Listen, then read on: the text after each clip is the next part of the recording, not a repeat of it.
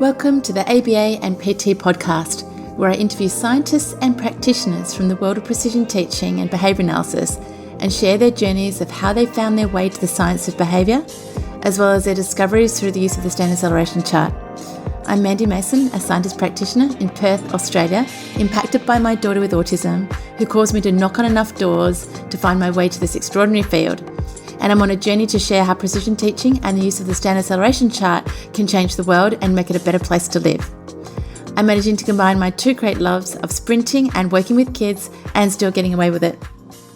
Welcome to the first podcast of 2022 and to episode 5 of the ABA and PT podcast. What a gift I've been given in opening the year with Elizabeth Horton, a precision teacher for more than 50 years, talking about combining heart and science and her journey from attending a workshop with Ogden Lidsley to observing Anne Starlin's classroom, to incorporating precision teaching with her own students in classrooms, and eventually opening her own learning centre and all that she's learned along the way. She goes into how she's recorded her own behaviours and that her students are still teaching her every single day. Although you can't see it in this podcast, Elizabeth has a smile that would light up a room, and you'll enjoy hearing her joy, passion, and excitement as she talks about all things precision teaching and about transforming kids' lives through the use of the Standard Celeration chart. I hope you enjoy this episode as much as I enjoyed interviewing her. Welcome to Heart Plus Science with Elizabeth Horton. So it's my absolute pleasure today to welcome Elizabeth Horton to this podcast. And where are you, Elizabeth, again? I'm in California, Jackson, California. Yeah, we're only about 26 hours by plane away, but it feels like you're right in the room with me. And I can't even believe this is happening in my life. You know, that someone's name that I've heard for a long, long time. And of course, every time anyone mentions your name, there's, faces just light up. And so I first learned about you from Dr. Kimberly Behrens, who, you've had a profound influence on. And then I went ahead and bought all your materials, of course. So every day when we are running writing in our clinic, your name comes up, and 1,000 times a day I wish I could pick up the phone to you and ask you all these really complex things that happen when you teach a kid to handwrite. But anyway, we have you in person. Welcome. Thank you so much for being here. Oh, thank you for having me. I'm looking forward to, having a conversation together. Now, just before we went on, you were talking to me about how you describe yourself, and I really loved that. Do you want to talk about how you describe yourself and what you do? I describe myself as an educator. That is because I'm a teacher, and I'm also have studied behavior. So I'm a behaviorist at one level, and I'm a coach. I really believe in practice and coaching my students. So I consider that all, and I call myself, like I said, an educator, because I think it incorporates all those three things. And I'm so delighted and blessed to be an educator. Yeah, and you're still working with kids? I'm still working with students, and I live in a small town, and I have a whole bunch of kids.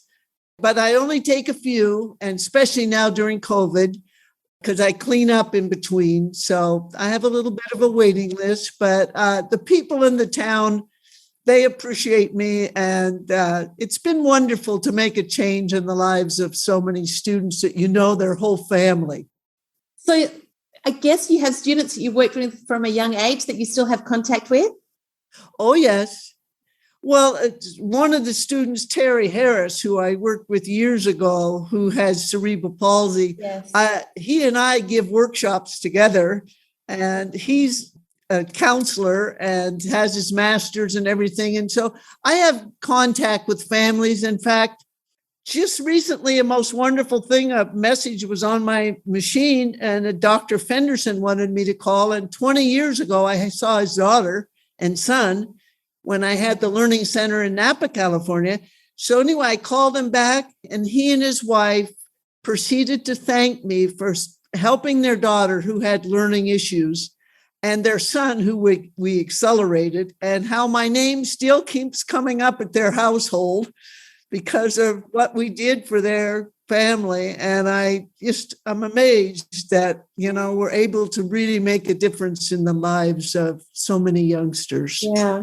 And of course, those ripple effects go throughout the world for all of the work that you've done, and in my clinic all the way across the other side of the world. So, yeah, incredible what you've done in your lifetime. So, how did this all start for you? Like, where did your passion for teaching come from?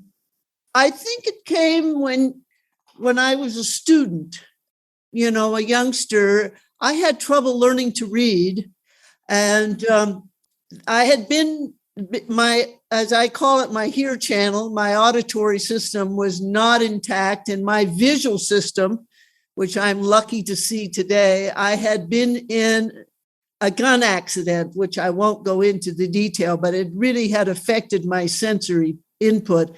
And reading was very difficult for me. And my mother, bless her heart, with having 6 children, but my mother taught me to read. And it's some of the same things I use today I learned from my mother, like practice consistently.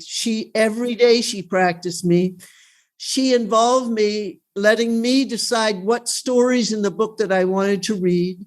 So she involved the learner, which is the child knows best, and we know to involve the learner. She had an aim for me. Now, the aim didn't require frequency, but it was an accuracy aim. I had to read the entire story with no mistakes before I could pass. And she had a reward system for me. I mean, it's so amazing that some of those are my grassroots of what I still do. Where do you think her learning came from? Well, I think just being patient. She did go to teacher school before she had children. She went to a year to be a teacher. Right. But she never taught school, but she loved babies, and she loved having children and teaching and doing. Yeah. So, she was amazing that way. And the other thing that happened to me that in elementary school, I grew up very rurally, in 5 miles from the nearest store and post office, 2-room school, 1 through 4, 5 through 8. In my class was a boy named David. I had a little bit of reading problems, but he had significant problems. He only spoke 1 or 2 words. He never spoke in sentences. Yeah. And he was in my class. And because we all taught each other in this little elementary school, because there's so many different levels, because everyone was in the classes together. And I often worked with him. And I found out that one day I had him pointing to Christmas things. I can still see the book. And I think we were in 4th grade. And I'd point to the Christmas tree, point to Santa, and he'd point to things. And then I asked him to point to words. And he pointed to them. Wow. And I said out loud, he can read, he can read. And the teacher looked over at me and said, no, he cannot read. And I said, come and see, he can read, he can read. And so they all the kids gathered around, and I had him point to the words, and he could point to the words. He knew them. Wow. And I'll never forget that you can't judge what's going on by what you see. So this was you in 4th grade teaching another student. It's so incredible, because Abigail Hawken told me that basically her teacher recruited her in the classroom as an educator assistant in the classroom because she would finish all her work so quickly. The teacher wanted to occupy her, so she was helping. So there you go. You showed from an early age that you love to teach others. Right. Oh, yeah. Well, I would be working, and I would look over, and he'd be looking at me, knowing he wanted me to finish my work and come and help him. Wow. And it taught me a lot about the kids teased me because he was a special, and it didn't matter if they were teasing me. I really didn't care, because I really wanted to help him, because he was so excited when I helped him. Wow. And he loved to point to words and point to new words and learn things. And goodness. So I think some of my love of teaching and working with came from my mother and from the students that helped when I was in elementary school. Did you go through school with him? I went clear through high school with him. Wow. And in fact, I just went to his memorial service. Oh, really? And I had lunch with him about 4 months ago because I hadn't seen him for like 15 years. And a friend of mine knew him and they arranged for us to have lunch together. He still lived a very limited, I don't know the word I want to use, but the friends he developed in his community looked after him. Yeah. He did have a rich life. He had all the animals because he lived on a ranch too. Right. So he had a lot of property and his family looked after him and came and, visited him. But he never did go on. Like his brother told me at the celebration of life ceremony, he said he could fix things that his brother, who's an engineer, couldn't fix. Wow. He said he could think of things and fix things, and he knew a lot, but he didn't know how to speak and put his thoughts in words. So it was, anyway, interesting. Goodness, amazing that you stayed in contact with him all of that time. And you said he grew up on a ranch. Did you grow up on a ranch? Yeah, I grew up on a cattle ranch in Northern California. 5 miles, like I said, on a dirt road to our ranch. Gosh. In a beautiful, beautiful valley. Wow. With a river that went through. So we had lots of swimming and fishing in the summer. And we lived off the land, basically. I mean, we had a big garden. We had our meat and our fish and our pork, and we smoked bacons. And we lived differently than people live today. And it was a wonderful life for a child. I mean, we had chores to do, don't get me wrong. Yeah. We had things to do, responsibilities for feeding animals and for taking care of certain things. But it was good. And how far was the school from the ranch? 5 miles. 5 miles, right. Yeah, on a dirt road. And when it snowed in the winter, it was hard to get to school. Right. Was there a bus? No, there was no buses. My mother got paid to bring us to school. Nobody came by bus. Everyone brought their children to school or they walked from the little village. Right.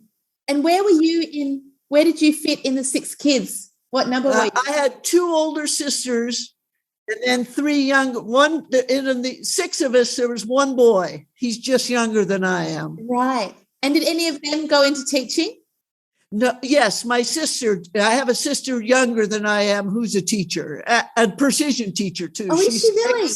She's absolutely excellent teacher and has worked in regular and special ed all her career. And we work a lot together. We're a team. That's so wonderful. Well, it's one of the things I hope I'll say enough times that people know. To me, if you're going to be into precision teaching and the measurement of learning, be part of a team. Yeah. It's so important to be a learner, to be part of a team. Those 2 things are really important because, like you said, with Bob and John and Abigail, we're a community of people. Yeah. And we do things differently, and that's good. But we keep our data consistent so we, can talk about it. So I really believe in the team, and my sister and I team a lot together. Yeah, that's wonderful. Yeah, I've been so blessed to be touched by so many precision teachers, and how generous you all are with what you know and you're learning, and also how humble you are at all of the input that you've had from people that came before you. So, well, it's all the people, but it's all the learners too. You learn from each one of them. I couldn't be without the teachers, the students that I've had that have been my teachers.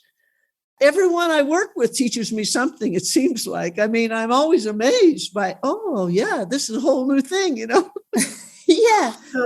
Yeah, amazing. So from school, what happened after school? What was your next step after school?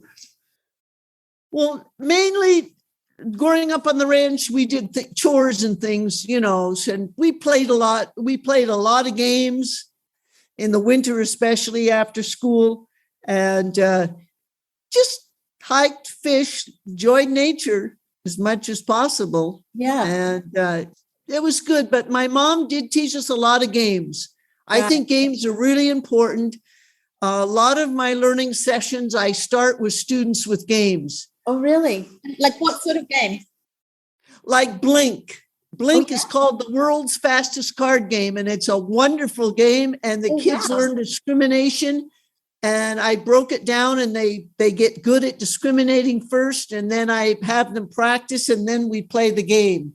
Because I've broken it down so they can get very good and beat their parents, actually. Oh, wow. I didn't know that game. Excellent. Oh, it's a very good game. And then I used something called the storybook, which is a memory game that the students do. And I use a lot of card games. I teach them different just to put the cards down fluently, then to give one to each one, and then to put them into suits, red, black, and then diamonds, hearts, clubs, spades. And this is brilliant. I just use that as a warm-up when they come in, because it's really important. I'm trying to think some of the other games too. Spot It. I use Spot It a lot too. Okay. The kids love Spot It. And Connect Four. I don't know. Anyway, I just really, find really games, and sometimes they bring games that they don't know how to play and they want to learn. And some of those I can teach them, and some they're too difficult. They're advanced. Yeah. But I can break down a lot of the games that they want to play with their family and teach them how to play it by breaking it down and getting fluent in each little component. And they can play the game. Well, I really love that. I want to come back to that, Elizabeth, to talk about component and composite skills, because you just described that so beautifully about where to get started. Yes. But so when you finished school, did you go to teacher school after that? Yeah, I went to college and became a teacher. That was, a big step in. Even though my mom had gone, no one in our family had gone off. My two older sisters went to business school and dental nursing school, but they didn't go to university. Right. And we all like to tease in the family, because when I told my father in high school I wanted to go to college, he told me, I'm not paying for an MRS. You're just going to get married, and it's a lot of money. And I said, but I really want to go. So he finally agreed that I could go. Wow. And where did you go? I went to Sac State, right, which is in Sacramento. And fortunately, I've been very blessed in my life to find families that have helped me out, and I in Sacramento, I met a family my last 2 years of college that, I lived at their house, and they really helped me. Their daughter was a teacher too, but we were in the same classes. So I've had so many blessings of people coming into my life that have influenced, And then when I started teaching, I taught not far from where I live right now. Right. In a little town called Sutter Creek, California. And I wanted to say that the principal told me, look, most teachers out of college don't know how to teach. And I suggest that you learn from the teachers here. But he said, I want to warn you, most young teachers don't get along at this little primary school. It was a primary school. We just had K1, 2, 3. Yeah. And he told me too, reading, writing, and math in the morning, reading, writing, math in the afternoon. Right. So I said, well, there's a piano in my classroom. When do we have music? And he said, on the way out to recess and the way into recess. Okay. So when do we have art? He said, on Friday afternoons. And I thank him often for helping me understand practice in the primary grades. The kids, well, two things happen. One, most of the kids with the practice we gave them caught on and learned a lot. Yeah. But the other part of my heart sank because I did have a few learners who couldn't remember. Retention is what really was a concern of mine as a teacher. And I took so many courses. I took workshops. I went to conferences to try to find out who knew what to do about these little children who worked their hearts out and they couldn't read. Yes. Sort of like me, but the moms weren't going to spend as many hours as my mom spent with me. Yeah. Yeah. But some of them just by keeping them in after school and working with them and showing parents and, but I knew something was missing. And it was in all these courses I took, I became certified to teach in those days. You won't believe this, but they called it neurologically impaired, emotionally disturbed. That was my credential. Wow. Where did you get that qualification from? From the state of California. It was part of our special ed credential. Okay. And did anyone along the way, when you were studying, did you meet anyone that, was building fluency into their teaching back then? Nope, not in the beginning. But once I got into this special program, the neurologically impaired, emotionally disturbed, I was very fortunate that I was in the program about 6 months, and they asked me to be a master teacher in the project because I had worked so hard to do individual programs for my students, because these 10 disturbed boys were like David taught me, you have to make a program that's successful for them, and then they want to do it. Yeah. So, I worked many hours to have these programs so that they appointed me to be a master teacher. And then that's when they flew me to the University of Washington to the experimental ed unit when Norris Herring was running and Harold Kunzelman was the principal. And that's when I saw precision teaching for the first time. Uh-huh. And what year was that? Do you remember what year that was? Oh, that was in 1969. Right. About that school year. It was complicated what was going on, but I loved the way the students responded. Again, I'm a person that looks at the heart of the child. I believe in the big heart. People who know me know that I have hearts everywhere. Yeah, right. And I've seen them on your charts as well. Yeah. So, that just made a big difference for me, but I couldn't figure out how in the world I was going to go back and try to train other teachers to do it. So what did you see? What did you learn? I learned that you need to keep track of time. Yes. I learned that they had this chart that told them things. I couldn't figure out the chart for anything, but just in the time I was there. How long were you there? A week. They sent me for a week, and they put a cordless prompter on me, and I had to go in and teach, and they would say, do this, do that. I love that. It was quite an experience. Wow. And then after that, when I went back to California, there was a workshop that was given at the Behavior Modification Conference in Napa, California, that Og Lindsley and Eric Haughton gave. Wow. And that partly changed my life because they went Tuesday night, Wednesday night, Thursday night, all day Friday, all day Saturday. Yeah. And I knew they were on to something. I knew it, because they presented the pinpointing, and pinpointing is, well, I'm still learning to pinpoint well. So pinpointing doesn't end, it keeps going. Yeah. And then to measure, which measuring frequency was the first time I really learned about frequency, which is critical, which is something that isn't spreading as fast as I wish it would. Yeah. The understanding frequency. And then we did charting, and I got a little bit onto charting, a little bit more from that workshop. And then, of course, the fourth step was try again, and to make decisions with your data and to use the data to, make those better instructional and personal decisions. Well, there's so many questions I want to ask you out of that, but just while you're onto that, try again. Can you just talk a little bit more about that? Because your face lit up when you said that. Oh, yeah. Well, so many people collect data and don't use it. They don't keep trying to change it to get what you need. And so it was fun to say, instead of decision making, which sometimes I write, I try to write, keep working at it. That's the endurance. That's the knowing that they can do it. See, I take total responsibility for my learners. Yeah. It's not just their job to learn. It's my job. It's our job. We're a team.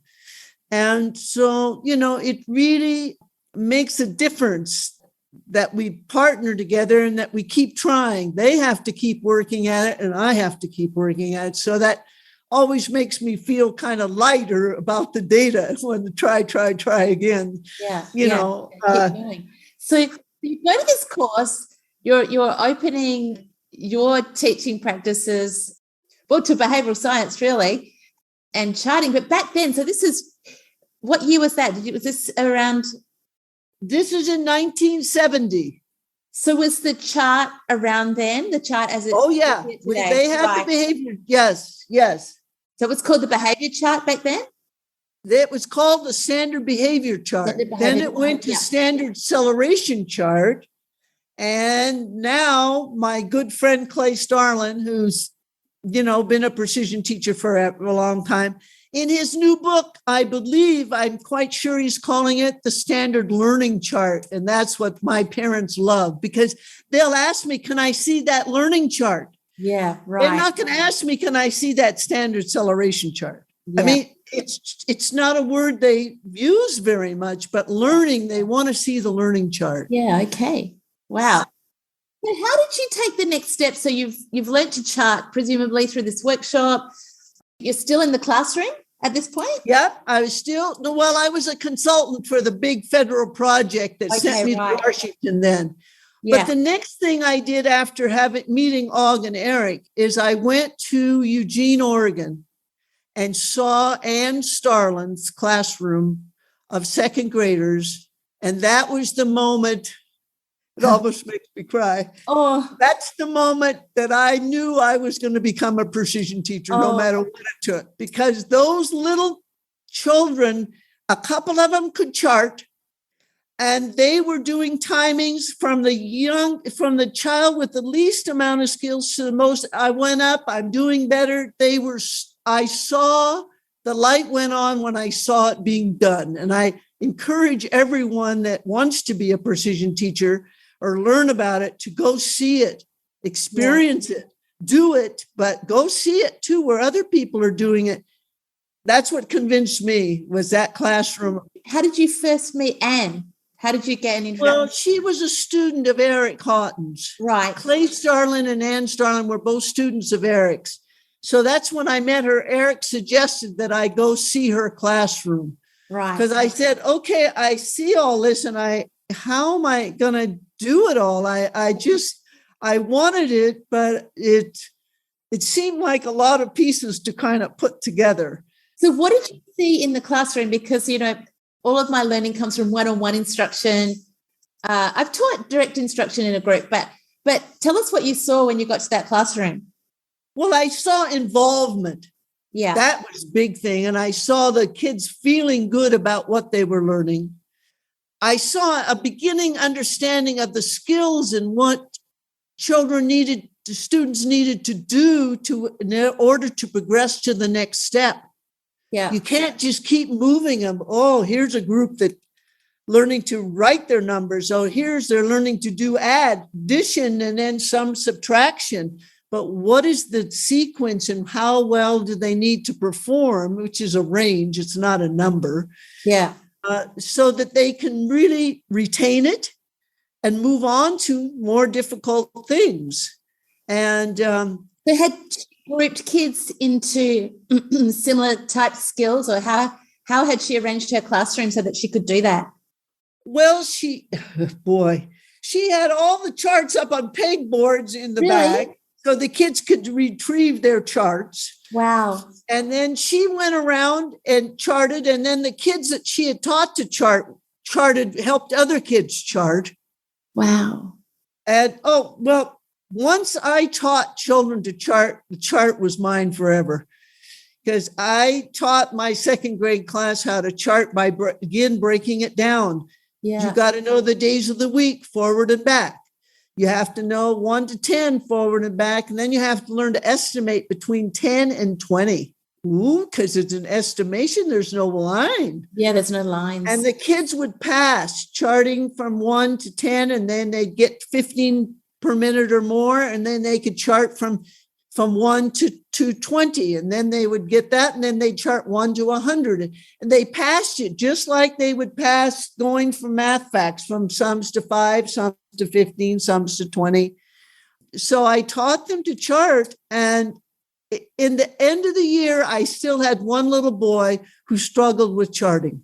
Yeah. Because he couldn't estimate between numbers. He had a lot of learning issues. Yeah. But the other kids all helped him chart. Yeah, right. And once when the kids would chart, their dots would be so big. And when Aug Lindsley came to visit, I was so worried he was going to be critical of the charts that the kids were doing, because they weren't pristine looking charts. They had big dot. One dot might take up Monday and Tuesday. So anyway, he came and he just was so pleased. And he said, I don't care if the dot takes up the week, as long as those dots are moving up and they're learning. As long as it's a learning picture. Oh, yeah, good. It was so good. He was so pleased that they were involved in telling him about how they were going up and doing things, that some of the things I was worried about, like what shape the charts were in, nothing to do. They'd make a phase change and they wouldn't get a ruler. They'd just draw a line. Yeah.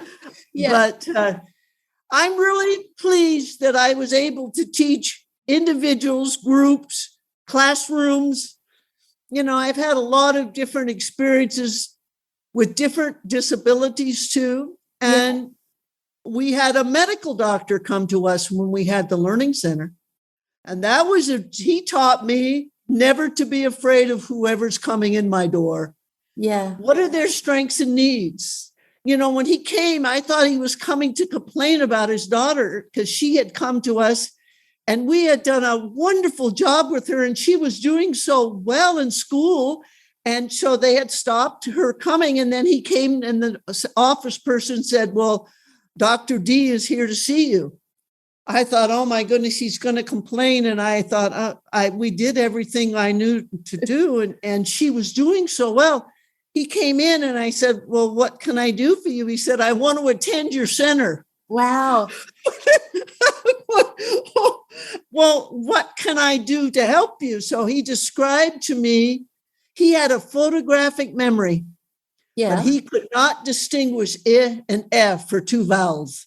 Wow. His vowel discrimination, but he had a photographic memory. He told me, when I give lectures, I can't have anyone ask me a question because I have a picture of my whole talk in my mind. And if someone distracts me with the auditory, I can't follow.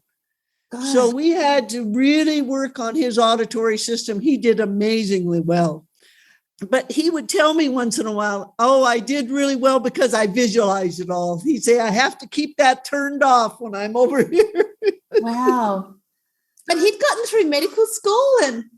Yeah. Oh, yeah, because he's brilliant and really known as an outstanding cardiologist in the Napa Valley.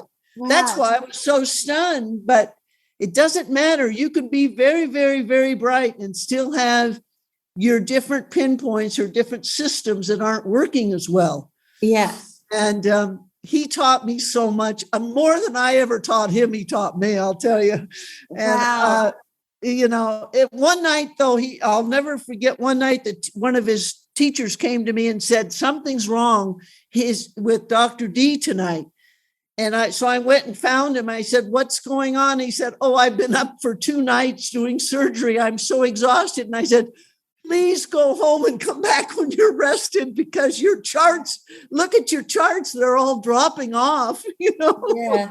That's pretty amazing, isn't it? That, like, we've had kids that, you sit down, you start working with them, and there might be kids on Ritalin, and like 2 timings in, you're like, okay, call mom because I don't think they've had their medication today. Yeah. Like the chart will tell you, right? Oh, no. And you can see, there's so many things that show up after Halloween, the amount of sugar. Yeah. Yeah. I remember Dr. Kim telling me kids would, that were at her clinic for, say, all day, they would go out to lunch with their parents. They would come back and she'd like, what did they have for lunch? Yeah. The chart's telling me that they had bad food for lunch, colorings or something that's impacted them. And what happens on a Wednesday night? I asked one mother. Yeah, right. Why is this chart falling off every time on a Wednesday? She said, Tuesday night, he goes and stays with his father and stepmother. They don't put him to bed early. His chart, it just went along. And every Wednesday. You know, it's just a total readout. And the father changed. When the father saw the chart, ex-wife had him come in and look. And I talked to him. They changed totally and put him to bed early, and he did really well. Yeah. It is quite interesting what we learned from the consistent charting of data. When you were teaching your little grade 2 students, I think you said to chart, would you be like one-on-one with them and then the other kids would be doing their own thing? Or did you teach them to chart in a group? I taught it in a group on the overhead. Did you know anything about direct instruction back then? Oh, yes. Oh, you did. Ziggy Engelman that was in Oregon when I was at I moved from California to Oregon. Yeah. And Ziggy and Wes Becker were there. In fact, Wes Becker even came to our wedding. Oh, really? I mean, wow. So DI people were all over the place, and so were precision teachers. That was, the University of Oregon did a lot of training on some real wonderful things. Right. So you would have seen DI and PT incorporated back then. Yeah. Putting those two together is so powerful. I mean, it's really important. I kind of look at the whole educational process as having a teaching plan, and that's where DI comes in. It's really a strong part of your teaching plan. You need to know, as Kent Johnson would put it, methetics, but methetics goes to DI, anyway, you need that as your teaching plan. You need a practice plan. Boy, do we need to know about practice. Yeah. And you need a measurement plan. And precision teaching to me is the finest measurement plan there is. I mean, I've tried to learn from any measurement plan because having a measurement plan is really, I draw it around as the happy learner. I put my teaching plan, my practice plan, and my measurement plan. Having all three of those together means you're going to have a happy learner. Yeah. So that's why I call it the happy learner model. Yeah, right. In the beginning, I wish that someone would have told me that precision teaching is the measurement plan. Because calling it precision teaching, you almost think it's your teaching plan, but it's not. You need your DI. You need your foundation, you need some understanding of curriculum. Yeah. And you surely need to be a good coach because being positive in practice is so important. So let's go back to where you were working then in this program. Were you teaching other teachers then? How did you jump to incorporating what you'd learned back with the learners? I was helping other teachers, but I got to a point where I didn't want to teach other people because I had so much to do myself, Yeah. And I mean, we worked long hours in those days, and we used more paper, as the principal said in at a staff meeting. Somebody's used more paper. This was like December, January than we used all last year. Wow. And Vicki, who was another teacher who I'd been teaching precision, we knew it was us. Yeah. And so we both looked at each other, and this is at a staff meeting. He's announcing that we used all this paper. And then he said, and I know who's doing it, but they never send kids to the office. They love their teaching. And he went down and we sat there just going, oh my gosh, he's not going to discipline us. He's saying we did a good job. So you're now back at this school, having learned all these things about precision teaching. So you start enrolling other teachers to show them what you know. Is that how that happened? Yeah.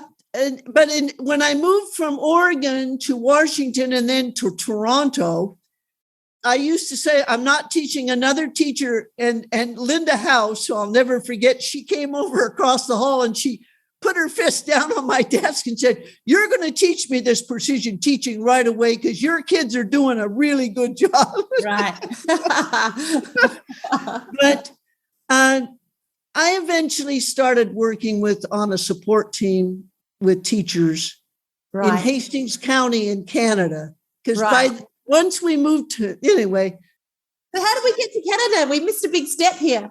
Okay, well, I went from California to Oregon and then to Washington, which was the toughest job I ever had in my life when I taught in Washington. I got voted Teacher of the Year by the school district. Wow. But I had the bottom of the first, second, and third grade, a full class of 30 kids plus a kindergartner who had significant problems. Wow. It almost killed me that year. Wow. I had Harold Kunzelman and Eric Haughton, though, to be my team members, and they helped me. But it was a real interesting year. I would never recommend that someone take on all that at once. Yeah. Did you have anyone helping you in the classroom? No, I didn't, but I had all the kids. kids. I had all the kids were my teachers. I taught every one of them to be a teacher.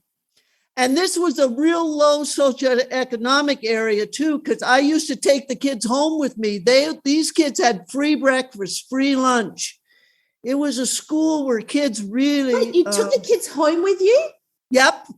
Oh, you know, the things we used to do are just wouldn't happen in schools today. Yeah. I mean, took kids home. Well, look, Terry Harris and the whole thing with the Terry Harris story. Can we talk about that? I know we're jumping all over the spot, but I mean, Terry is very famous, right?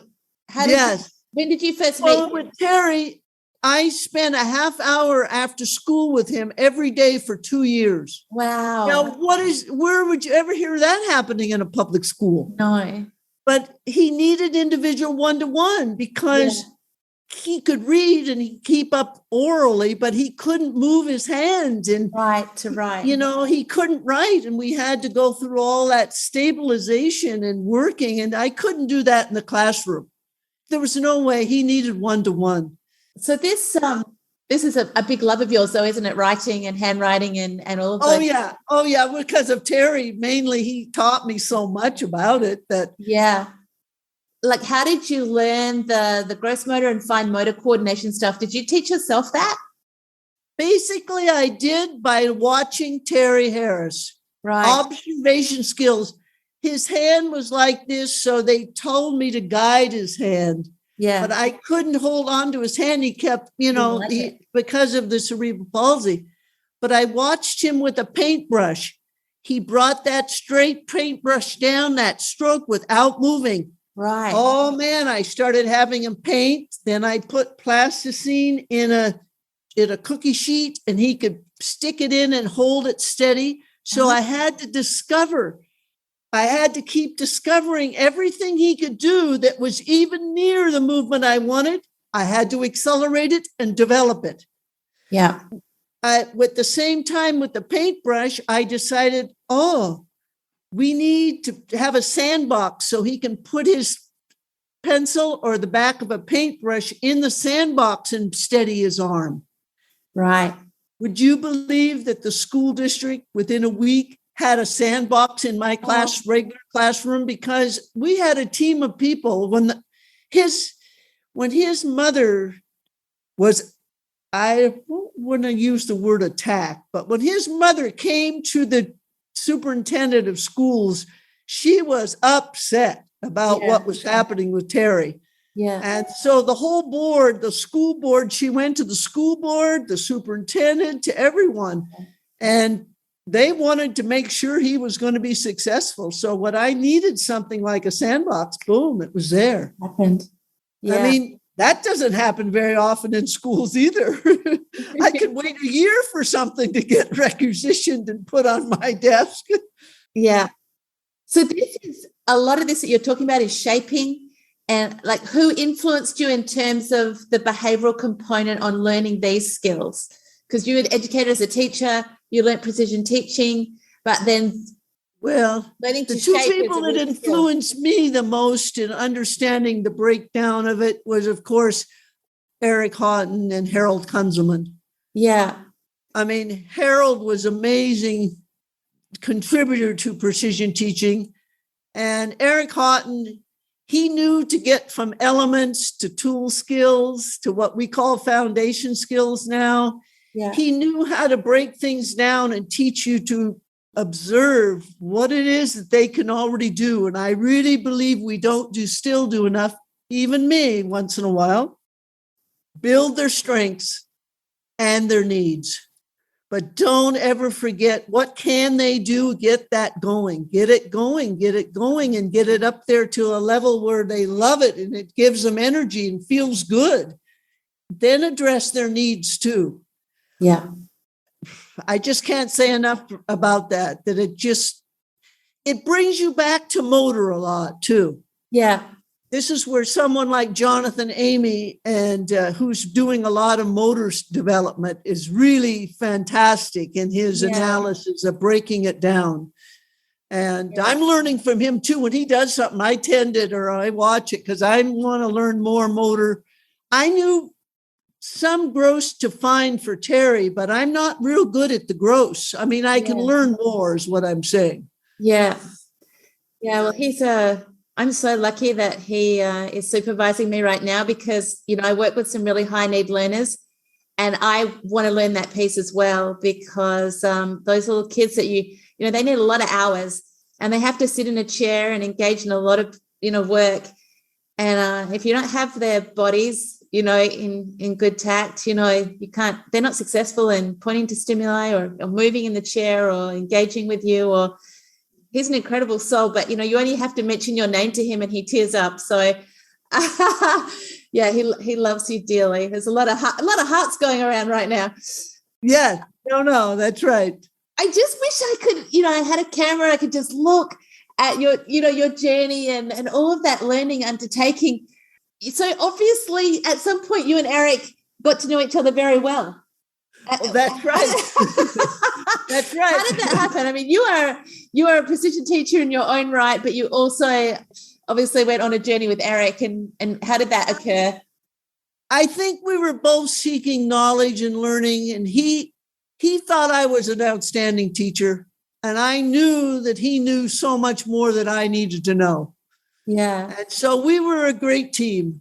Yeah. I don't mind saying, personally and professionally, we did a lot of good work together. Yeah. And I don't know how it all happened too. It's just, it's another one of those blessings I have in my life that I was able to. What year did you get married?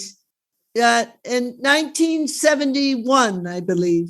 Right. Wow. So this all happened quickly. And then how did the move to Canada come about? Well, Eric was Canadian. Yes. And during the Vietnam War, he really wanted to go to Canada. Right. But I had told him, look, I moved from California to Oregon and to Washington. I'm not going any further north. I had teased him about it. And then we went to Ontario, Canada, where he had grown up and went to school at the University of Toronto. And he met some of his old colleagues there, and they offered him a job at York University, and he wanted to go. So I said, I'll go. And what department was his position in? In education. Education, right. At York University in education. And his studies had been in education? Yeah, well, psychology, basically. Psychology. Eric was at Harvard when Og was at Harvard. Right. When Og was going to leave Harvard, Eric said, I'm going with Og because he's going out to do it with people, to special ed, to regular education. So he left Harvard and went to Kansas. Yeah. And then when he finished in Kansas, he went to the University of Oregon. Right. A lot of good things were going on in Oregon, but he decided to go to Washington. And then, like I said, we decided to go to Canada, which was a wonderful move. What did you do in Canada?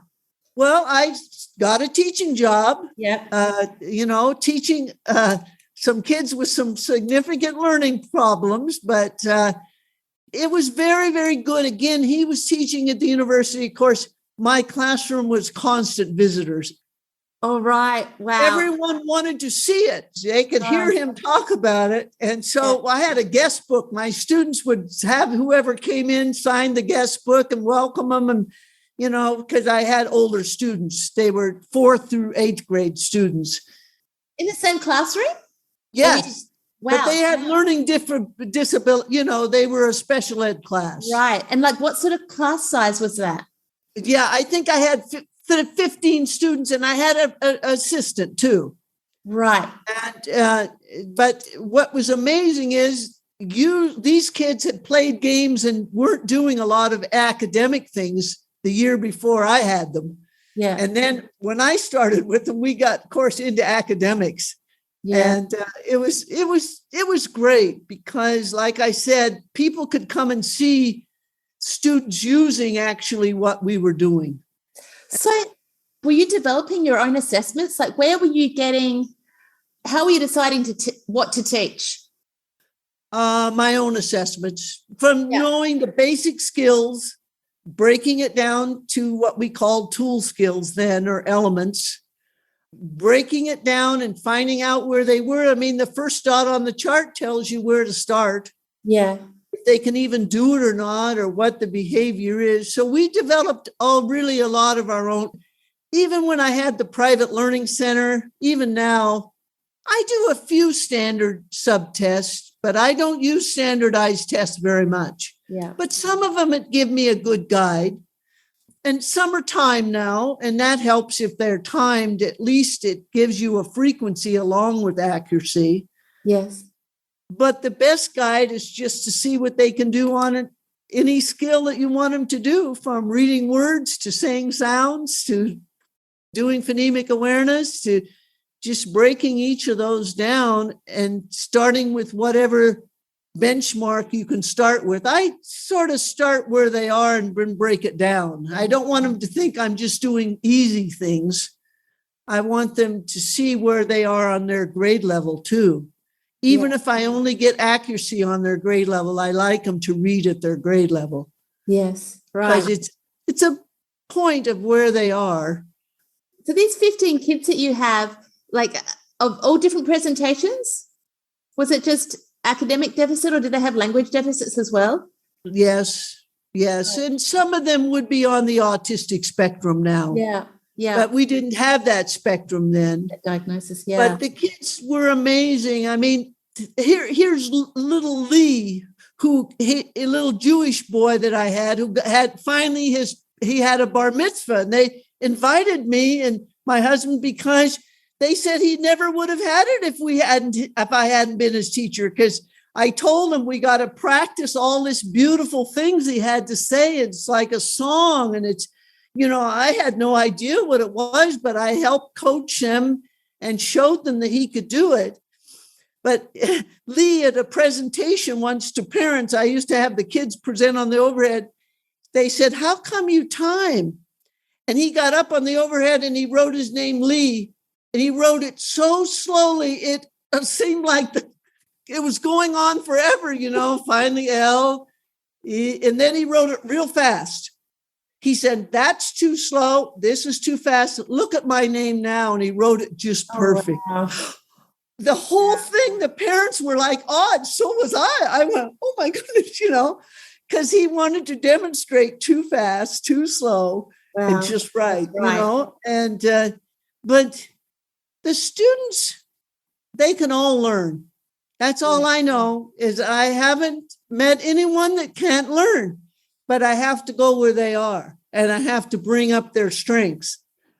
It takes figuring out. Well, sometimes you have to unlearn your own head and watch what they're doing instead of what you think the curriculum is. Yeah.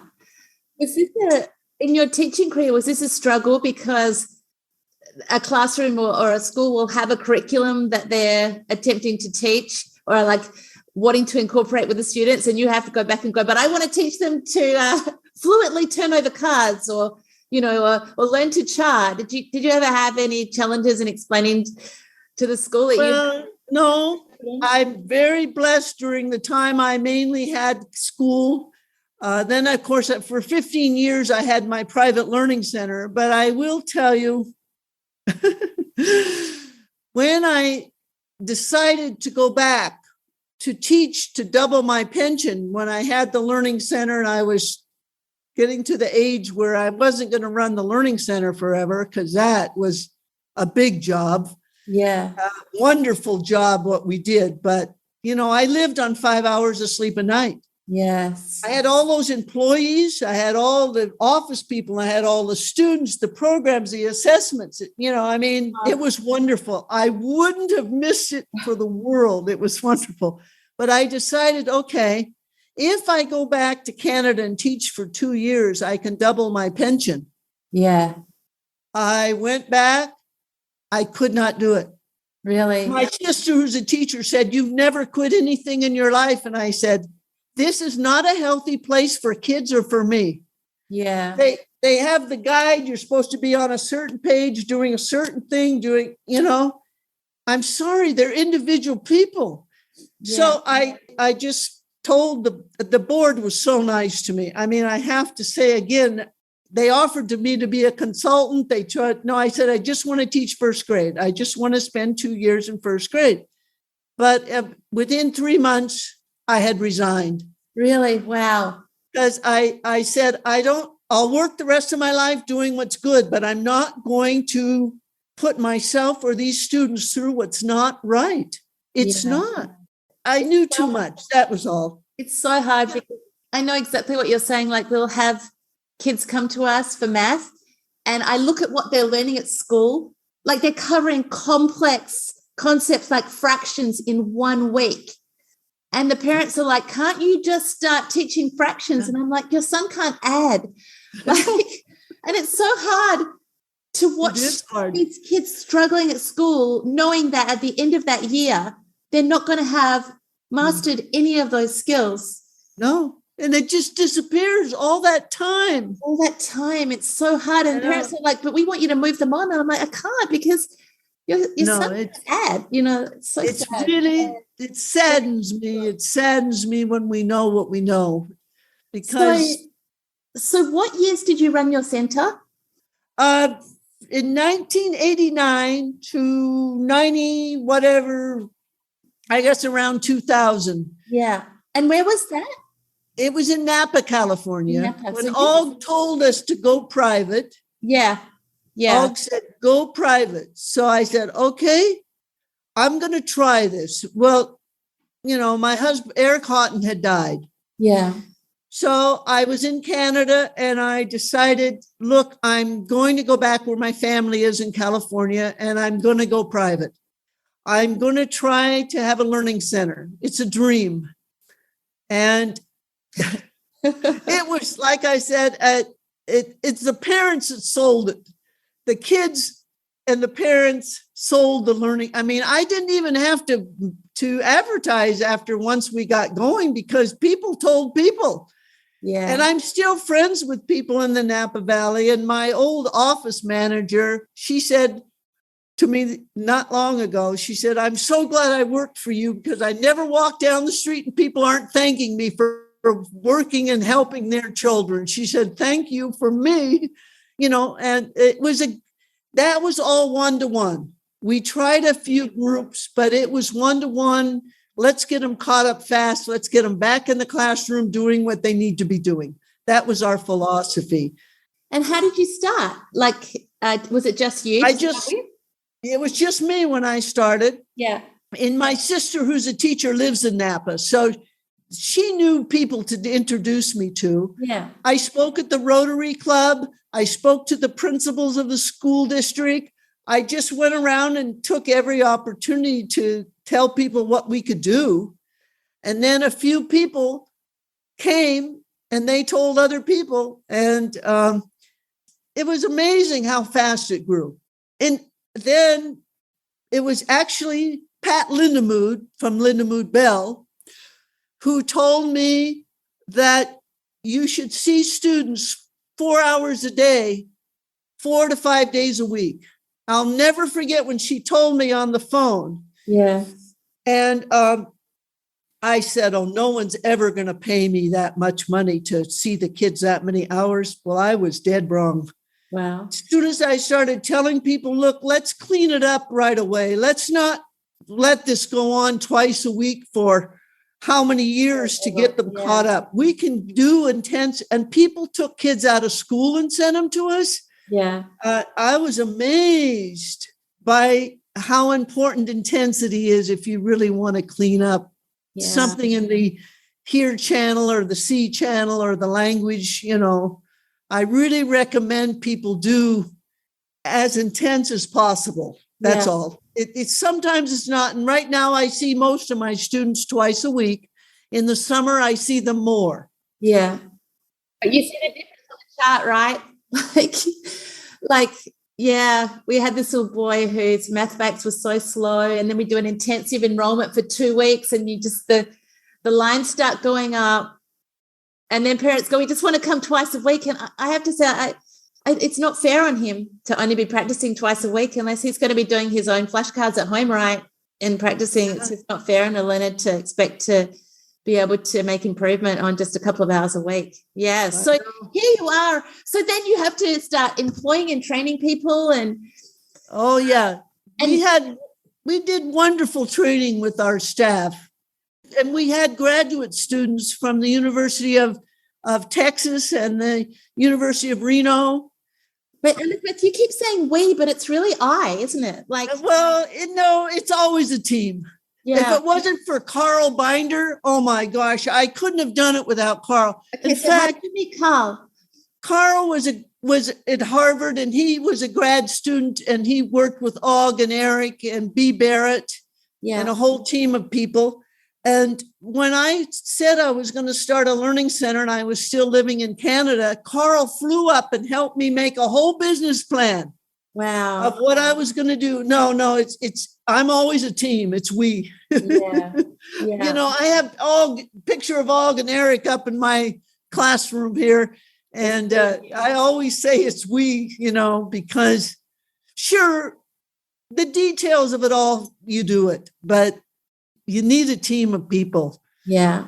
I firmly believe that if, like you said, with Og and Eric, Harold Kunzelman, and they were all a team. And then Eric and I became a team. And then now I have people like Kent Johnson. I'm on a team with Kent from Morningside, and I team up with Kendra and Donnie on a writing project, from Fit Learning. And I team with Jonathan and Shelley.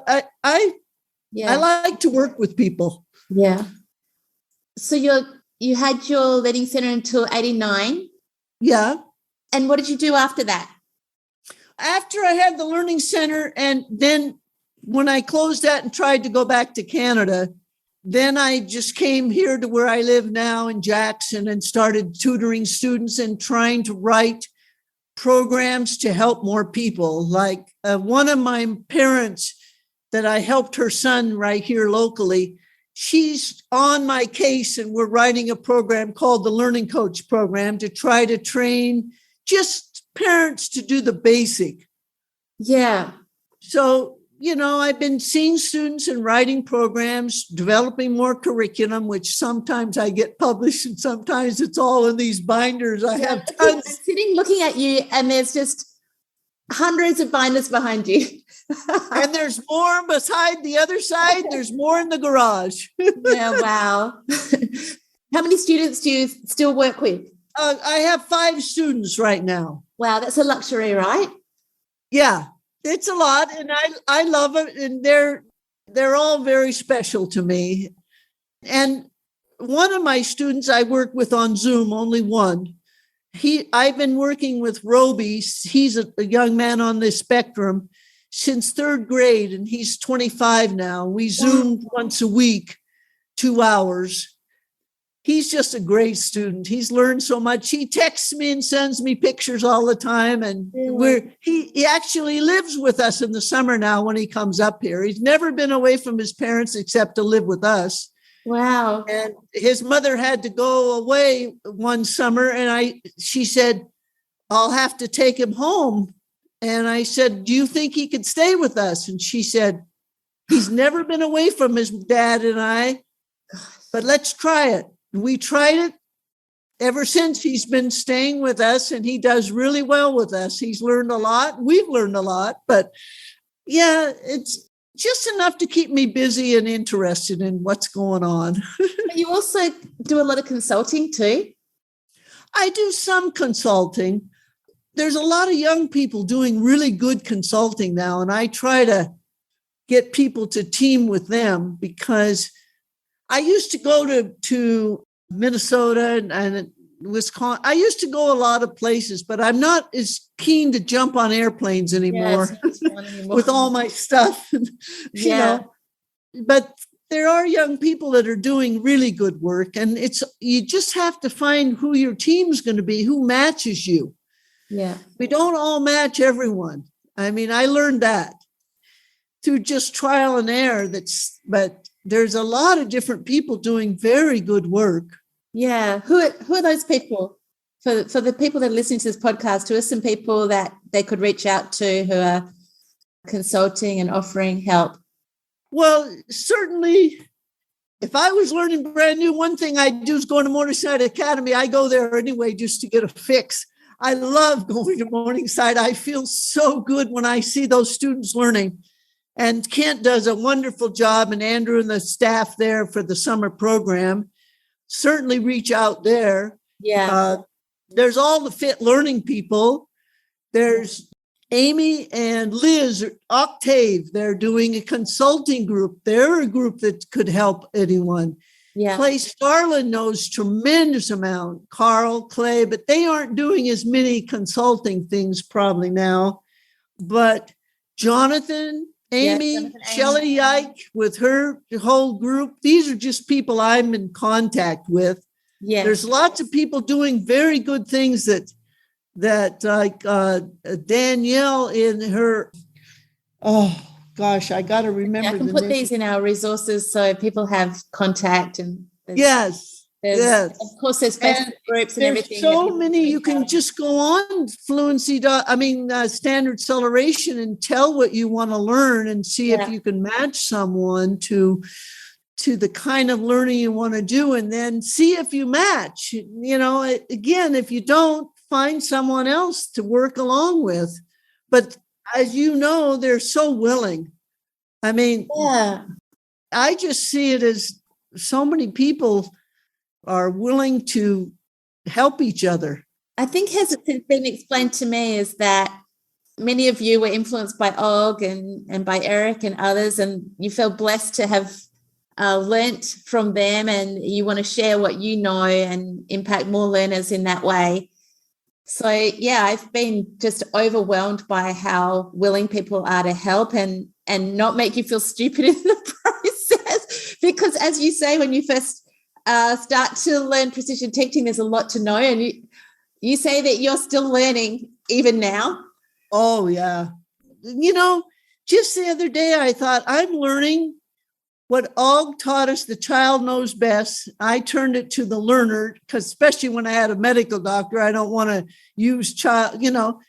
And then I turned to follow the learner.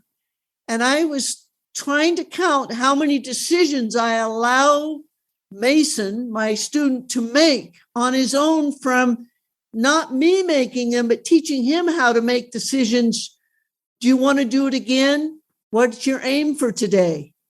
So I'm learning how to turn over so that he learns internally about himself. Yeah. That's so important, you know, and I've made a lot of decisions for our learners without teaching them how to do it. So that's a new learning for me, and I'm loving it, because the kids are going, I'm doing it again. I'm going to hit it today. I'm going to, you know, they're getting more jazzed by the process, because I'm learning how to let them be in charge more. Yeah. So there's just, I don't know, they're just constant. Well, it's like the Hear channel or the See channel, how to help children who have what we call them channels, but anyway, auditory processing or visual. There's so many things to learn in those areas. The whole auditory system with phonemic awareness is it's just amazing to me how refined some students need it, and there's so much to learn. Yeah, and of course, I love learning, because then they make good growth, and then I can see them doing it, you know, and they're so happy. They feel so proud of themselves when they can go to school and read or write their names. in cursive, I'm teaching. That's another thing I've learned is I don't teach a lot of cursive anymore, but I do teach kids to sign their name. Right. And then they want to write all their parents' names and their cousins. And then before they know it, they know the whole cursive alphabet. Right. So we have your writing manuals in our clinic. We refer to them every day. We have, photos of how to set up a learner and how to seat them and how to have the paper position. And we're so grateful for all of those materials. They have a big impact on fit learning and on my team in particular. In fact, today, as I head off to work, we'll be doing some training in penmanship using your manual. So people can still buy those materials, right? On your website. They're still available, and soon they'll be online. A parent is helping me. He's scanning them, and there will be so much less expense and everything, and people can just download them. It's coming. Wow, those materials are very cheap, and there's nowhere else in the world where you can get all of your learning for such an incredible, reasonable price. So anybody that is wanting to learn more about, of course, you have, what are the materials that you sell? You have your phonemic awareness program and your handwriting manuals. We have some math. You have some math materials on there. Yeah. And what else? Learning over so many years. Isn't it funny?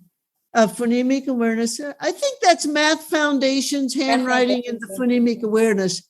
Yeah. But I have a lot more things that I'd love to share that we've developed. But now that I think we can scan it and put it online, just a little thing on rhyming, for example. I have a whole unit on rhyming over the years. I have a whole unit on some vocabulary I'd like people to know. There's a lot of things that we've developed because, I don't know, I'm always developing. Because I'm watching the student and what they can do and then develop from what they, So it would be fun to have a whole bank where people can just download it. So that's what I'm hoping this father's going to help me. That's good. You need an intern that can help you do some of that. So it's just you now? You don't have anyone working for you? No. Well, my husband helps me, a father who's doing the scanning of the materials, and then Renee, the mother I told you, who's helping me put the learning coach program together. So I do have some help. Yeah. But, I don't work as many hours at it as I used to. I guess I can put it that way. I wanted to ask you a few questions. I don't want to take up too much of your time. I would love to have you back because there's some things that you said about pinpointing. And I hope, if I say this out loud, maybe this will happen, that John Eshelman is going to come back and do a podcast on Put It on a Chart. It's called Just Put It on a Chart. That's it. But I would love to talk to you about pinpointing because you said even your learning is still continuing on pinpointing. And that would be a fantastic topic. But I did want to ask you, because this is something that's so dear to me since I talked to Abigail, and that is, do you chart your own data? Have you? Oh, yeah.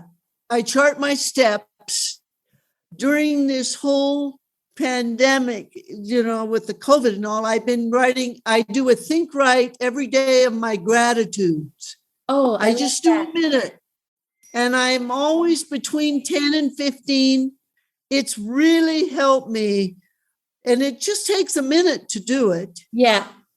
And then because of the influence of Eric Haughton and his fair pair, I also do a timing on my challenges, a minute. What are my challenges of the day? Things that I need to do.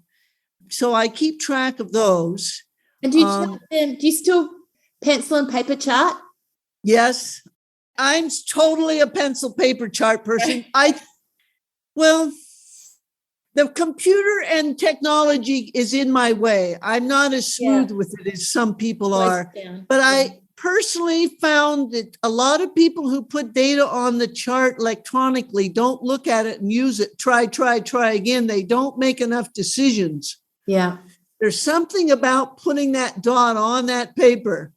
Yeah. That you've got those other dots. But I think the computer will someday flash to you when the data is not moving right and say you need to change. Or it could ask you every day, do you need to stay the same, change, continue, change? And, it's somehow the computer could help with the decision-making that something needs to change. Yeah. Because if you put that on there and just go on to the next thing, you're not looking at it. You're just putting it in the computer. Yeah. But are you looking at the chart every day? I don't know. I'm not against it. I'm just a paper pencil person. That's all. Yeah. Well, there's something powerful, isn't there, about dropping that dot on the chart and seeing the learning unfold as it occurs. Yes. Yeah, I know Bob is quite passionate about just some things that can occur with acceleration lines on using computerized programs, and he's given me so much help in understanding acceleration. Yeah. No, that's right. It's to me, it doesn't matter. I'm not pro-con. I'm just myself. What works for you. And because when you have so much to do, the response effort has to be very low, right, to be able to do that. So that, I have parents that, thanks to Abigail, I guess, have been really motivated to get my parents making positive statements, just 1 minute of positive statements a day about their child's progress, so that they're observing and seeing improvements, and they have, they can draw upon those positive thoughts very easily. So can I ask you, because it really helps me to understand how that looks, where do your charts sit, those charts that you keep on your own behavior, where do you have them? I have them posted on the bathroom. Well, I have a binder for my 1 minute timings, but my steps I keep in the bathroom on the back of the door. Oh, nice. So you can see it? Because I take my pedometer off every night and I chart. Nice. When I do my timings for gratitude and challenges, I have a little binder that I just keep with, notes in it and stuff, and it has my projects. Yeah. And have you ever... So when I told Abigail that I'm doing this, and my team have all taken on charting positive statements. And then last year, actually, on the last day of the year, we really wanted to have a strong finish to the year. So we took a group positive statements in the clinic. And I think it was like 12 on day one. And by day 4 of that week, I think we had 122 positive statements in the clinic at the end of the day. Because Abigail is like, chart your data. So we just have these little digital timers around the clinic for charting positive statements from the team. What else have you charted on your own performance? Well, I've charted my weight before. I've charted bites of food. When we took courses at the University of Oregon, we had to do social, personal, and academic things on ourselves and present them in class. So that was part of how you got credit to be a precision teacher. You had to study your own behavior, which I'm so thankful that I, had that opportunity. Abigail shared with me that she just started tracking positive statements about her relationship, and she reckoned, I told her she could publish a New York best-selling book by saying, how to save your relationship in 2 weeks in 1 minute a day. What are some things that you've done that were profoundly impactful on your own behavior? Well, I counted fears. That was a big thing. That was when I was at years ago at the University of Oregon. It really helped me see how ridiculous. What I did is I counted them. Yeah. Then I did a 1 minute timing on them at night. When I counted them, it didn't go down very much. Yeah, right. But when I wrote them, when they weren't happening, I could laugh about them and say, what am I doing wasting my time on? That is a fear. I don't need to have a fear about that. Yeah. So writing them when they weren't happening helped me understand the behavior as it happened and what it was when it wasn't happening.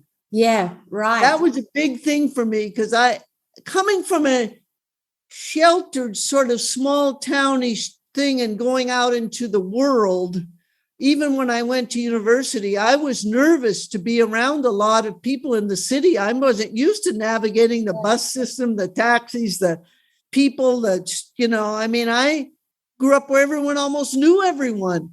Yeah.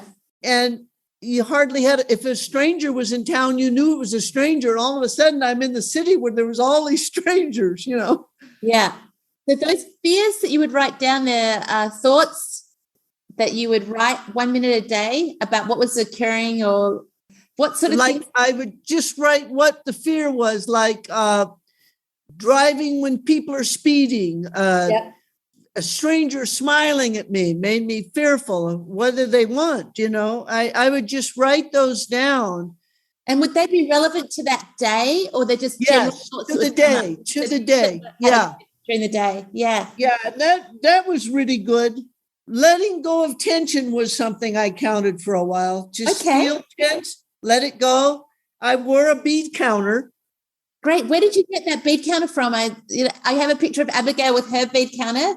Yeah, you can get them. You can still get them from, you have to contact Clay Starlin. Oh, really? He has someone that makes them, and they're very good. She does the beads and everything, and Clay knows if you I'm gonna track down Clay, because I just watched a video on him. I can't believe how young he looks. You guys in the precision teaching community, I tell you, anybody that wants to stay looking young, you should seek out these people. Bob Worsham, Abigail Corkin, Clay Starlin. I just saw a video on. Who else did I want to say? Michael Maloney. You guys all look 30 years younger than you are. So there's got to be something in that. Well, I think we live in a pretty exciting, it's, if you really want to, I learned that from Eric Haughton. Well, maybe I learned it as a child too, but Eric Haughton told me before we got together and got married, look, the most important thing to me in my life is making a contribution. I'll never forget when he told me that. So he said, I really care about you, but you've got to know that, and I think helping other people and being part of something that really does change lives in a positive way. Yeah, it gives you a purpose. Just keeps your spirit young, keeps your energy, I don't know. It just seems that way. But anyway, you can get a bead counter through Clay. Okay, well, I'm going to find out how to contact that amazing And if you don't, just email me and I'll send you Clay's email. I have her name somewhere. He might get this massive order.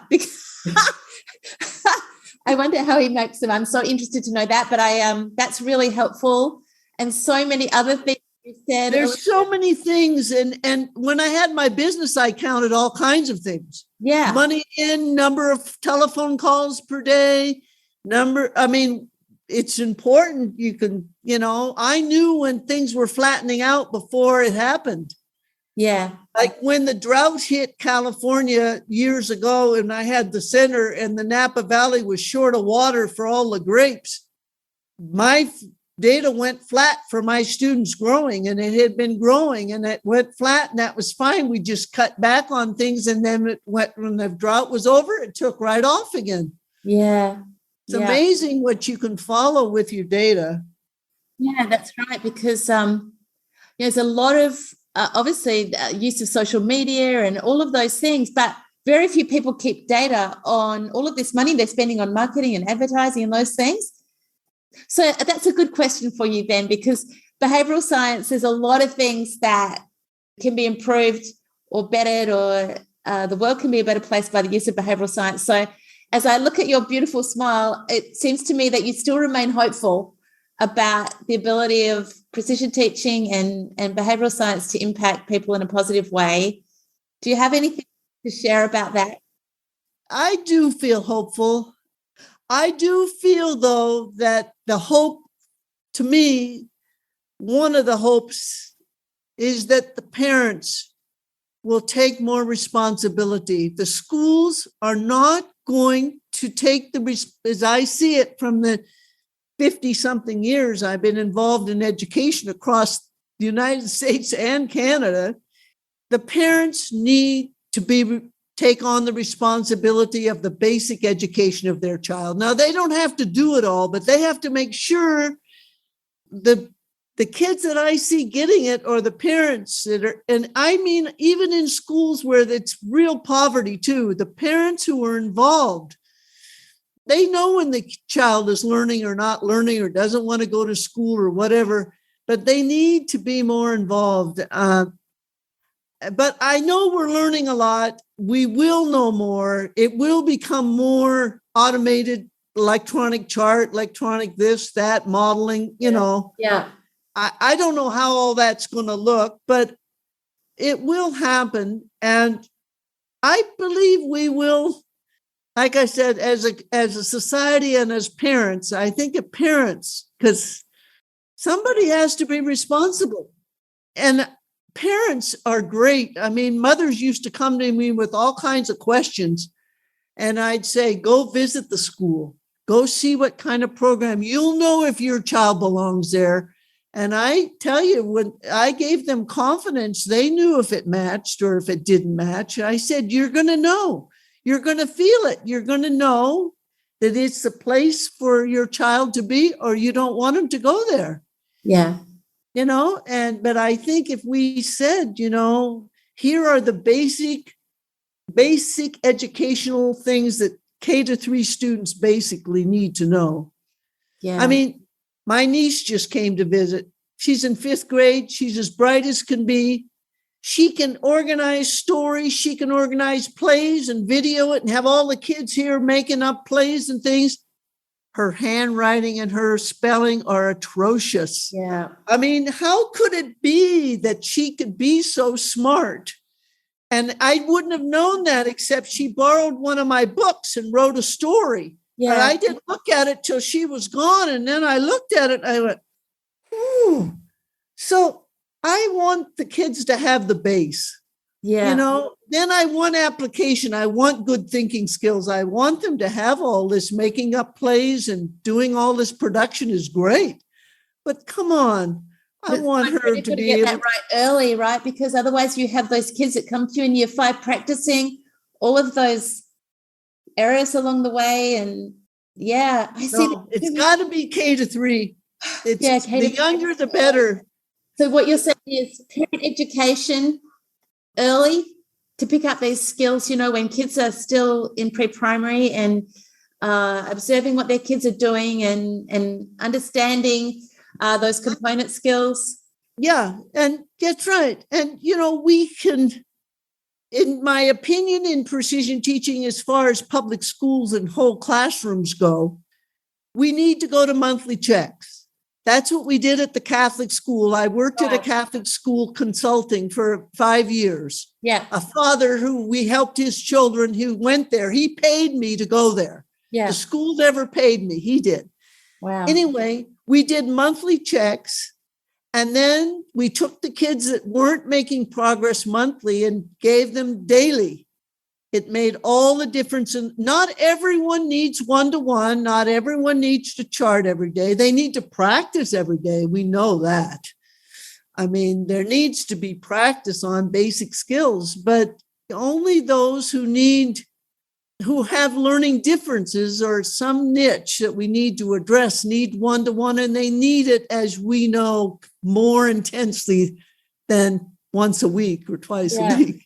Yeah. And those monthly checks, how did they look? What were you looking for? We were just looking for basic reading, writing, and math. Yeah. The one thing we did not have a good check on, we had a very good check on reading out loud. We had a very good check on their math facts, and we had a very good check on their handwriting. The thing that we didn't have a check on is their language skills and comprehension. The teachers picked it up, though, right away. They said, this I know he's doing well, but he can't comp, or he's got language, he can't talk in sentences completely. So, I mean, that was the only pinpoint we never refined really well, was the comp. Were you using your own assessments for those monthly checks? Yeah. We had sheets that were for each grade level. For the reading, each month was different. Yeah. And math facts they could pass to the next one. We had it all set up. And what read passages were you using? Did you have your own read passages, or would you? No, we used passages from, one time we used some from Read Naturally. Okay. And we used some from some other source that a teacher had that she liked, but I'm not sure. But we had grade level passages that were for the students to read. And would you just take total time on a passage, or? No, they did 1 minute. 1 minute. They did 1 minute. Okay. Yeah. Total time. I use total time a lot, though. I do believe in total time myself. Yeah, okay, cool. So, but what you're asking of those teachers, it would be what, a 1 minute read? How long would your math comp be, an assessment on a monthly basis? The math fact would be a minute, and everything was a minute. But I had a team of parents that came in and did the reading. Right. I had 4 parents trained to do the reading for the class once a month. Yeah. But the teachers did the writing ones in the classroom, but the reading. So it's a few, what you're saying is this is for teachers, a few minutes a month to measure progress. That's all. And it was really amazing how much practice they started doing once they saw that it made a difference and we just charted the class as a group and watched them grow. And we knew who the bottom kids were and the top, and we just often wrote the top kids down too, because I know we're dealing with learning issues a lot, but I'm going back to family again, but my nephew, I want to tell that little story. Yeah. I have a nephew I knew he was extremely bright. He always did well in school. When he was a junior in high school, his mother told me that he was going to take the GED and quit high school. So I talked to him right away, and I was like shocked. He put me right in my place when he said to me, we talked and he talked about things. And then he said to me, Aunt Elizabeth, I'm so tired of sitting there all the time waiting for them to say something I don't know. Oh, gosh. And then I realized he's such a smart. And he's gone on to university. And he works for a startup company now. They have to make him go home. He loves to do discovering of stuff on the web and the things he's developing programs. But he was right. He was so tired of sitting there waiting for something he didn't already know. So we've got the kids at the top too, as well as the kids who have learning issues. Yeah. That we need to think about all children. It's the whole spectrum that need to make sure that they have an opportunity to learn. Yeah. But, we got to keep making it easier. We got to learn more ourselves and then keep spreading it. And I have to believe that somehow it's going to get better. Yeah. And do you know any schools that incorporate precision teaching into their classroom? I don't know any public school. We had lots of schools in Oregon and Washington, and then the Great Falls, Montana project. In Canada, we had all kinds of kids in classrooms, regular classrooms doing it. And it's too complicated. That's why monthly checks, doing what I call one of the most important discoveries for me for precision teaching, is achievable chunks. Right. We've got to take it into schools and achievable, like monthly checks a teacher can get her hands around. Yeah. Especially if you have the oral part done by a volunteer, and then they do and look at their data and say, oh, they know the bottom, we have to make it achievable. Yeah. And so I don't know any classrooms. The only schools I know are private, like Morningside, Great Leaps. There's always all the learning centers that are going and doing things like Richard McManus with the Fluency Factory and Michael Maloney doing what he's doing. These people are all, and of course, with FIT doing so many, we're learning more and hopefully it will spread. But right now. Yeah, we keep coming back to what Og said, though, which is he gave up on trying to change schools, right? And advocated for what you did and open your own center and No, I still advocate for going private, but I still see the need of so many children just to get their basics down. I want them to be able to, like for myself, because of reading difficulty, I guess too, but that was a struggle in my life. I wanted to read like everyone else. Yeah. And if it hadn't been for my mom, those little guys want to read. I saw it when I taught. They want to do it. They want to write their numbers. They want to do their math facts. they want to learn. So how can we give it to them is always going to be something I'll spend my whole life thinking how to make it better. Could you finish up, Elizabeth? Because before I even met you, I knew that the heart was, having the heart to chart is something that, was associated with your name. What does that mean to you, the heart? How did that come about? And how does you say that you have hearts all around the place? I love that. We're going to go into the clinic today and put some hearts around in memory of you and all of your contribution. Where does that come from? I think basically it came from Eric Haughton.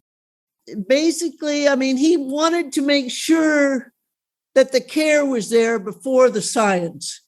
I have Big Heart Plus Science up always, I'm always talking about, and I'm very clear now that I try to help people want to be in precision teaching or not want to be in it.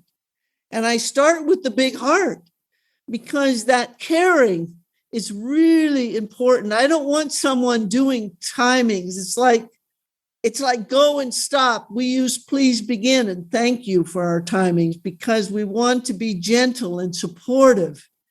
And the caring part is the caring, I think, then the team, I think I mentioned that, the caring, the team, and being a learner.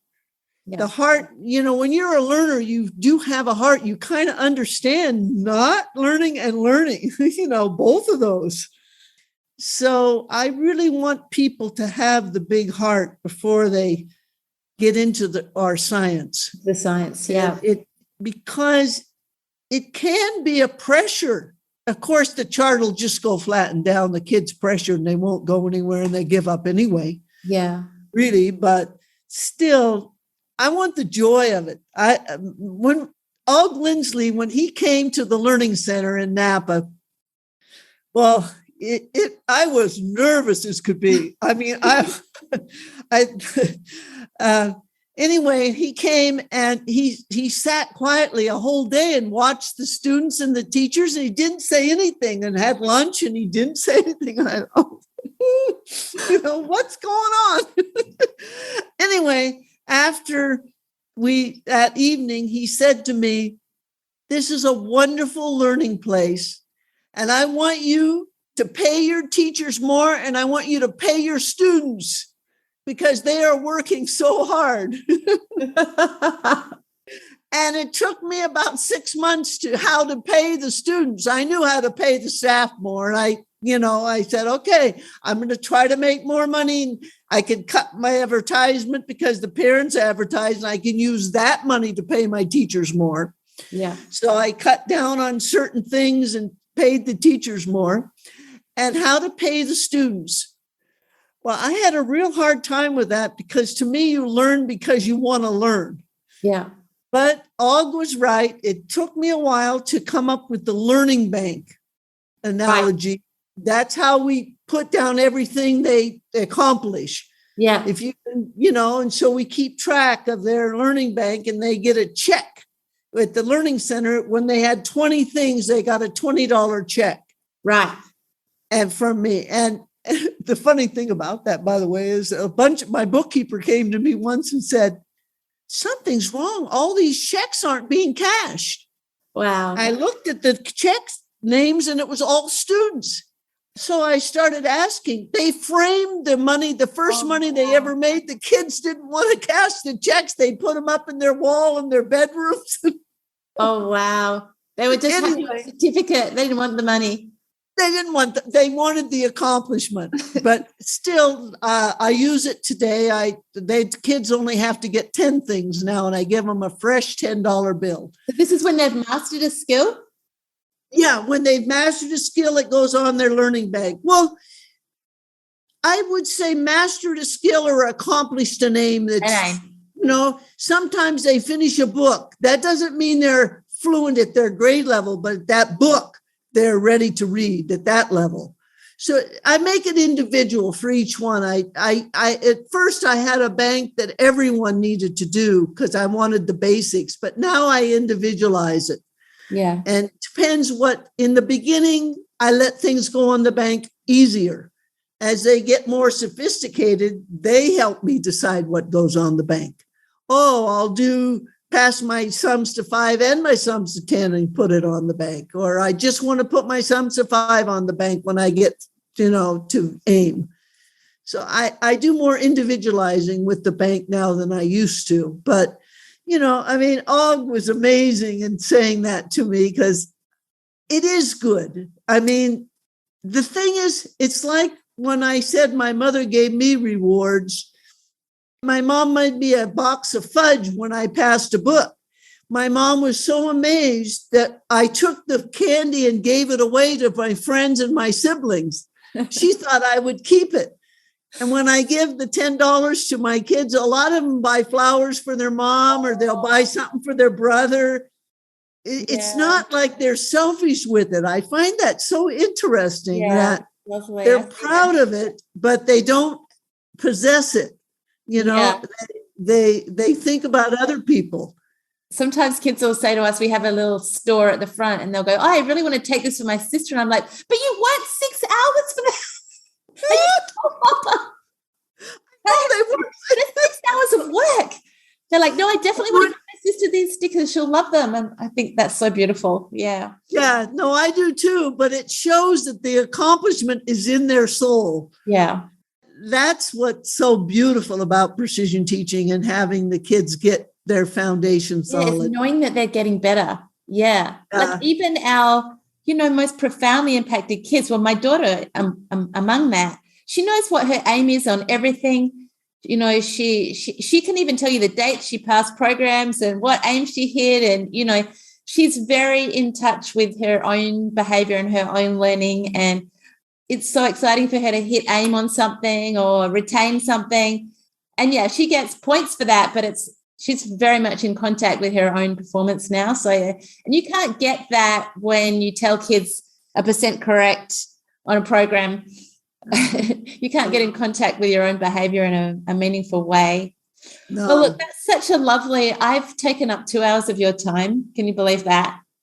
Well, I really enjoyed this, and I hope it's helpful to others. Of course, it's a pleasure meeting you. It's so inspiring to hear how much you still love your work, and that the most important part of what you do is being with the kids and seeing their progress. And it's inspiring, I believe. And there's 1,000 messages that you gave today, but thank you so much for everything that you shared. I would love to have you back when you have some more time to talk about pinpointing, because this is 50 years of your experience, and you tell us you're still learning. So we have.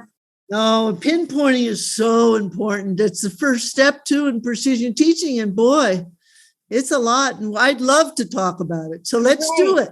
I think it's helpful to everyone, and it'll help me. I'll get, So helpful. Yeah, I'm doing a lot of reading on that right now. And so thank you so much, Elizabeth Horton. Just your joy and happiness and everything is just so. Yeah, well, I said, I feel blessed to be a precision teacher. I really feel, I'm just so thankful, and I hope it spreads. But meanwhile, we got to keep ourselves learning. Maybe what I can do is share some information with people about how to chart their own gratitude statements coming out of what you said, because we're living in a really challenged world right now. In Australia, we are having this massive acceleration in COVID right now. We've been a little bit protected from the rest of the world, but that's not happening. So gratitude is so important, isn't it? And that's something you can put on a chart. Oh, it is so important. I'm so thankful to have written those so many times. And do you look back on those statements? Oh, yes. And sometimes I take one gratitude and I expand it. How do I keep it strong? Yeah.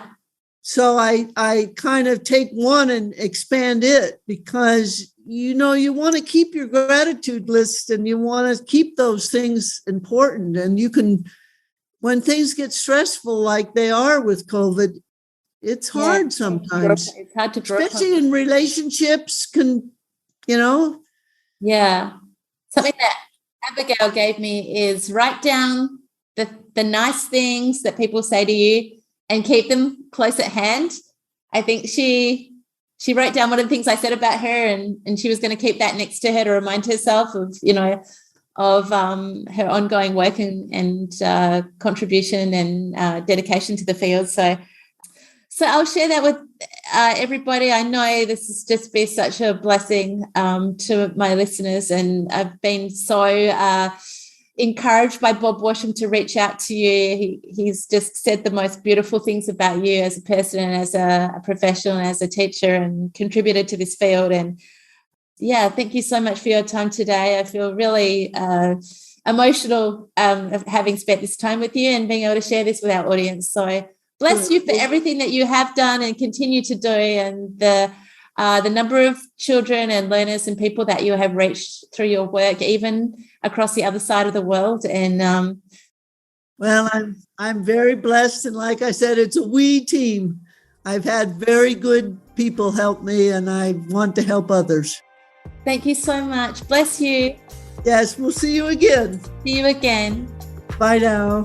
Thank you for listening to episode 5 of the ABA and PT podcast. I hope you enjoyed listening to this incredible woman, Elizabeth Horton, as much as I enjoyed speaking with her. Please see our show notes for her references and links to her materials. In our next episode, Elizabeth is back to talk about pinpointing. That is, how to identify observable actions or movements you are targeting for intervention to get a clear picture of learner behaviour. Don't miss this next episode to benefit from Elizabeth's 50 years of experience in how to identify and record learner behaviours. Bringing the heart to science with Elizabeth Horton.